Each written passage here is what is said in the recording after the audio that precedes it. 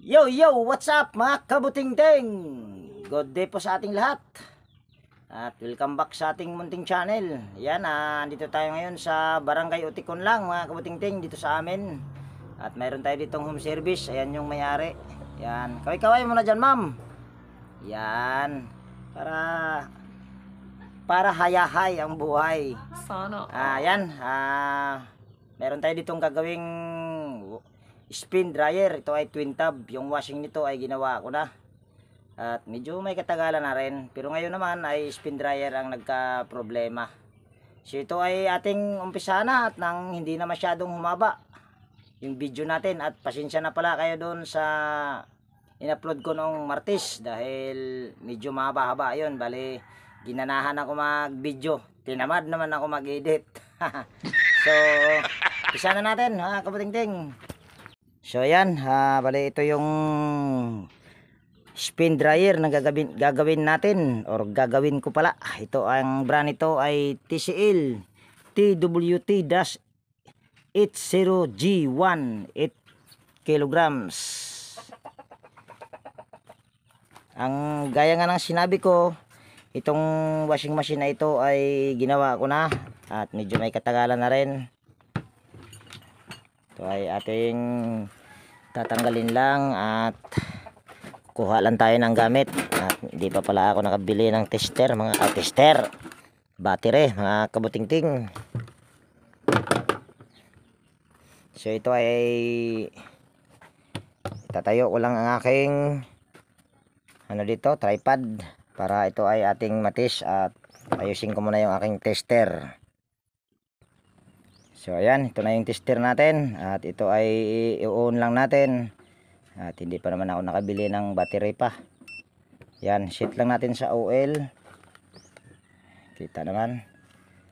So ito ay iikutin lang natin. Yan, ito yung spin timer. So ito ay tester lang natin.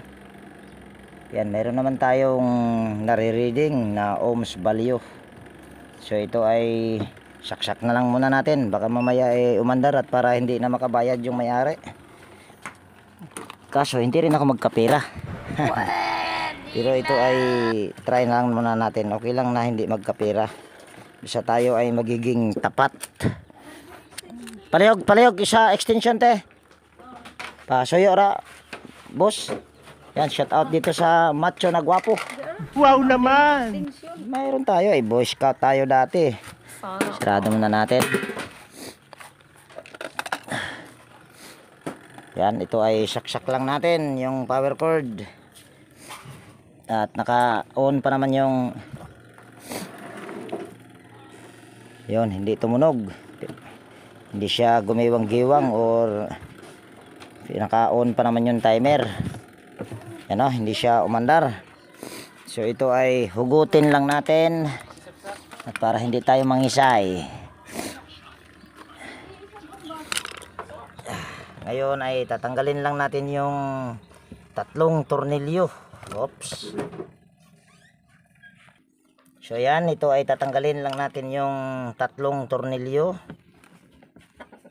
Yan, mega love shout out sa lahat ng aking silent viewers, organic viewers.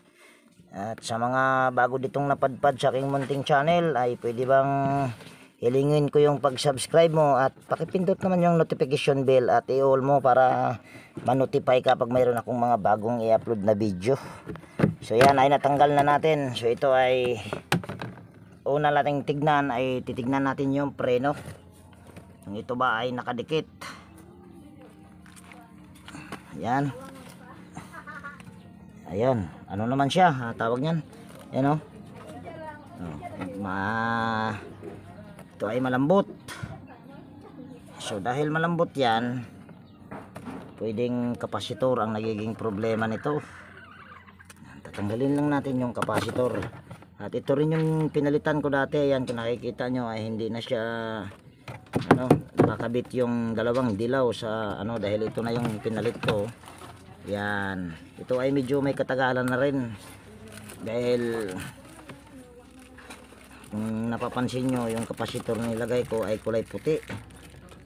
Yan, ito ay ating testerin at tatanggalin muna natin itong tie wire. Just tatanggalin lang natin yung linya ng ito, yung kulay pula, para ma-tester natin yung capacitor kung ito ba ay okay pa. At nakita nyo naman kanina na mayroon tayong nare-reading sa ating tester. Sana ba yung isang linya nito? Yun. Ayan.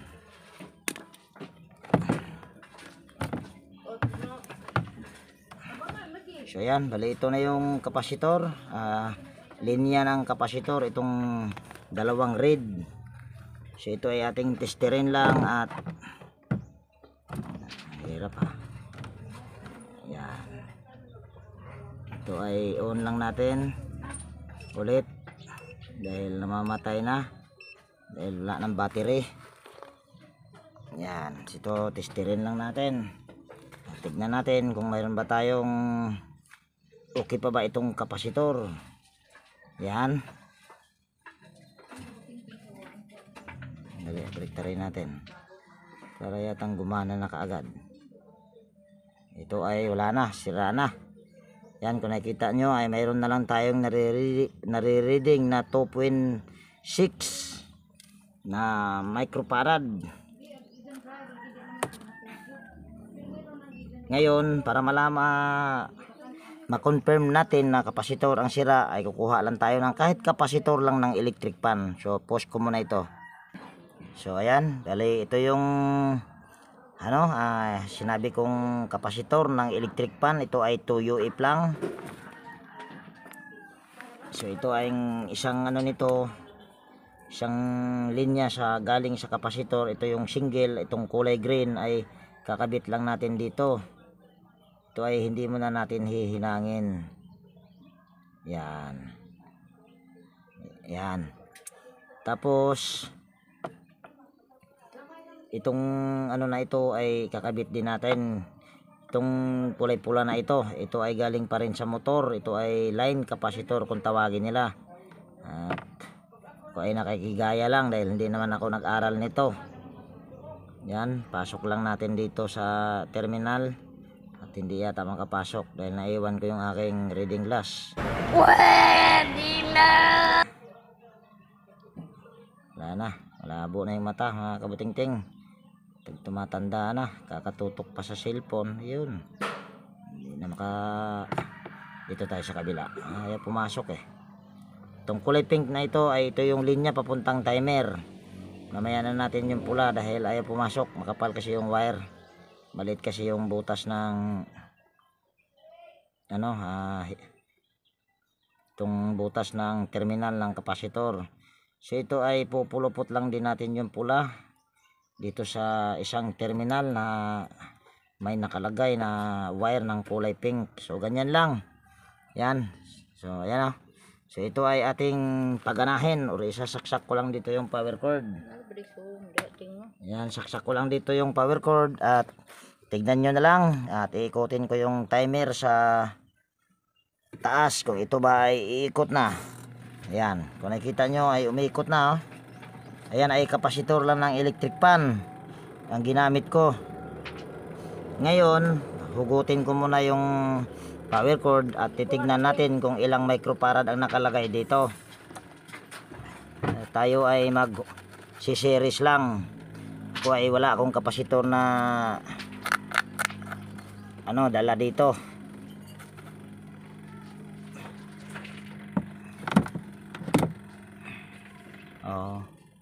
Yan, ito ay titignan natin kung ilang microfarad para yatang hindi ko yata makita. Yan, ito ay 5 UF. Ayan, kung nakikita nyo nasa aking kuko.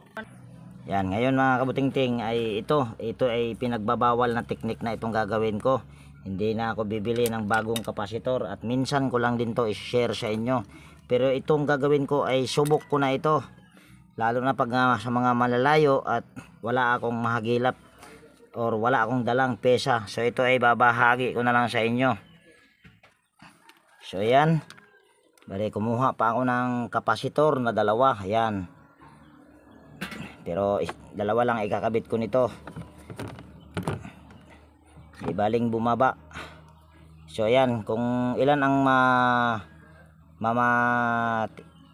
matester ko dito, kung ilang microfarad tong lahat, ay mag-a-add na lang ako ng 1.5. So ito ay aking ano lang, ihihinang or pagdugtong-dugtungin para hindi na tayo bibili ng kapasitor. At dahil medyo malayo-layo din yung sugod. So ayan, bali stipot lang muna kayo dyan at hihinangin ko na lang muna ito. At hindi ko na ipapakita. Makikita nyo naman kung anong ginawa ko. So ayan mga kabutingting, ito na yung ginawa ko. Yan, dalawang kapasitor na tig 2 UF. Yan, kung nakikita nyo, yan 2 UF. Tsaka itong isa ay 2 UF din. So ito ay testerin lang natin. Ito mga kabutingting ay disclaimer lang. Ito ay base lang sa aking experience. At ito ay subok ko na. Dahil nung hindi pa ako vlogger ay ginagawa ko na ito dahil mahilig ako mag-invento. Dahil ito naman kasi ay hindi ko nag-aaral. So ito ay testerin lang natin kung ito ba ay ilang microfarad ang makukuha natin ito. Yan. Tingnan lang natin kung ilang microfarad. Antayin lang natin. Yan, mayroon tayong nare-reading na 4.3 microfarad.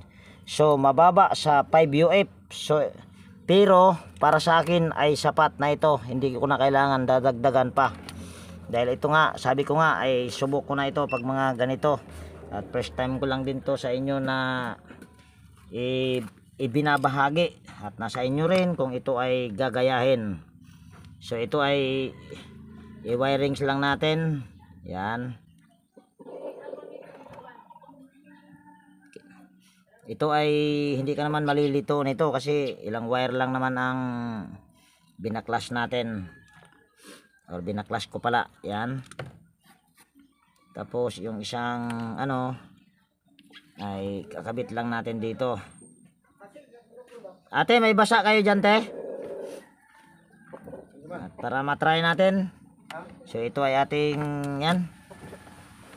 Basa na labahan para matesting natin, para makita rin ng aking mga viewers ito ba ay effective.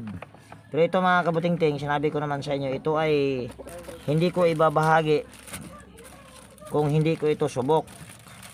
At ginagawa ko lang din ito lalo na kung medyo malayo yung bilihan, lalo na pag nasa malayo ako at wala akong pesa. So ito ay ginagawa ko talaga dahil gaya nga na sinabi ko ay mahilig ako mag-invento nung hindi pa ako vlogger.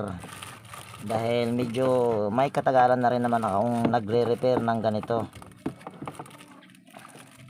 Yan. At kung napapansin nyo ay 4 UF lang, mababa sa 5 UF. Pero ayan ay para sa akin ay sapat na. Yan. Kasi kung dadagdagan ko pa ng 1.5 ito ay medyo tataas na rin sa 5 UF. So ito ay aking ilagyan lang ng electrical tape ito. So ayan, nalagyan ko na ng electrical tape. Yan. So ganyan lang. Ayan, sige, lublob mo muna dyan. So ito ay ilalagay ko lang to dito, isasabit ko lang. Para ito ay hindi pangit tignan.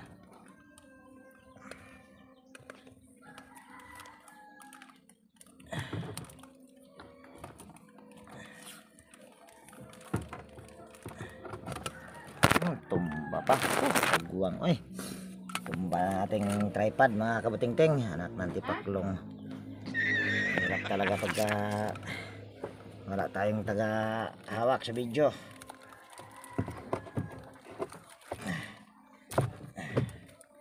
So ayan, ganyan lang. Pwede na. So ayan, dali lang. Ay, relax ka lang muna dyan. So ito yung may-ari. So ito ay pinalagyan ko sa kanya ng damit.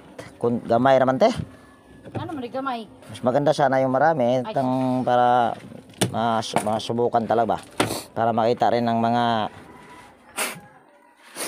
viewers ko So ito ay testing lang natin. Kukunti lang nilagay ng may-ari. Ayan, nakasaksak na. Mauram na pa yung So ito ay ikutin lang natin yung spin timer. Ayan. Ayan, kung nakikita nyo ay umuuga-uga na. Ayan. At umiikot siya kaagad mga kabutingting. Titignan natin dito kung yung tubig ay lumusot ba. Para naman yatang tuyo yung nilagay mo te. Ayan, kukunti lang yung tubig na nilagay. Hindi yata basang basa. Dahil ayan o, kung nakikita nyo ay kukunti lang yung tagas. So ayan ay hindi ko tinudo mga kabutingting, hanggang 3 lang yan nilagay ko. At nasa ayan, bali ito ay nasa inyo kung ito ay gagayahin. Basta ito sa akin ay mahilig talaga ako mag-invento. Pero first time ko lang to ay binabahagi sa inyo. Dahil kahit hindi ako nag-aral ay siyempre nag-ano din ako, nag-iimbento na, nag-iimbento rin ako. Pero itong invento na ito ay subok ko na. At hindi ko ito ibabahagi sa inyo kung hindi ko ito subok. Dahil magsulputan yung mga basher ko dyan. Yung mga basher, labas na. Unsa? Joke lang mga kabutingting. So ito ay okay na mga kabutingting. At titingnan na lang natin na ito ay mamatay sa off. At hindi ko na lang ito i-post, pero ipo-forward ko kasi pagka ito ay antayin pa natin medyo matagal-tagal. So sige, habang tayo ay nag-aantay dyan ay mag-shout out lang muna tayo. Yan. So yan, dito ay nag-voice over lang ako dahil wala akong dalang listahan. So yan, mega love shout out Maying Tik PH Official, Sagwin, Cooler Industrial Pan Lover, Joselito Larissa, Pilarps Official Vlog, Leo Marino, Collector Fan Industrias, ang hirap basahin Jojo Salihog, Alex Juan Vlogs, Andy Tik, Alex Paroni, Antonio Ramasasa, Sunflower Pastries, Elmer Mangalao, Alfredo Kiambao, Alex Paroni, Wilmore de Choso ng Bicol Sorsogon, Randy Trinidad ng Duminyag Sambuanga del Sur, Carl Shianoboy TV, Adonis Custodio, Robert Mandap, Mercy Ramos, Ruel Ambas, Bitong Madridijos ng Mati Davao Oriental, Titing Mandaragat, Saldi Bertis Mabilangan, Fishing and Cooking with Lakay, Alex Concepcion, Donato Matias, Vicente Biboso Bandoquillo, Rodel Espiritu, Yek Vlogs, Alfredo Domingo ng Malabon City, Renato Aban ng Pasig City, Clodemir Santos, Darmin. Yan, mega love shout out po sa inyong lahat. Yan, natapos na mga kabutingting. So ito ay titignan natin kung ito ba ay natuyo. Yan, tingnan mo ma'am.